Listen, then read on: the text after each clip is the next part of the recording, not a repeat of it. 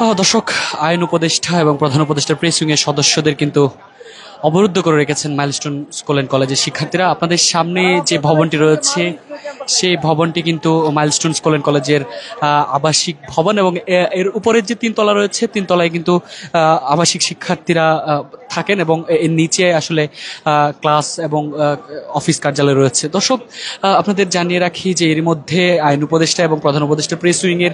যেসব সদস্যরা ঘটনাস্থলে এসেছেন, অর্থাৎ মাইলস্টোন স্কুল অ্যান্ড কলেজে এসেছেন,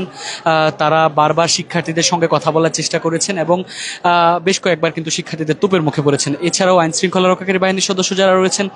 পুলিশ সদস্যদের উপর কিন্তু আসলে চড়াও হয়েছেন মাইলস্টোন স্কুল অ্যান্ড কলেজের শিক্ষার্থীরা, এবং বেশ কয়েকবার আসলে বাকবিতণ্ডার সৃষ্টি হয়েছে মাইলস্টোন স্কুল অ্যান্ড কলেজে। ঠিক এই মুহূর্তে মাইলস্টোন স্কুল অ্যান্ড কলেজে বিপুল সংখ্যক আইন শৃঙ্খলা রক্ষাকারী বাহিনীর সদস্যদের নিয়ে আসা হয়েছে, এবং শিক্ষার্থীরা কিন্তু মাইলস্টোন স্কুল অ্যান্ড কলেজের মাঠে অবস্থান করছেন। আপনাদের যদি একটু দেখায় যে মাইলস্টোন স্কুল অ্যান্ড কলেজের ঠিক যে মাঠটি রয়েছে সেই মাঠের মাঝখানে আন্দোলনরত শিক্ষার্থী যারা রয়েছেন তারা এই মুহূর্তে অবস্থান করছেন, এবং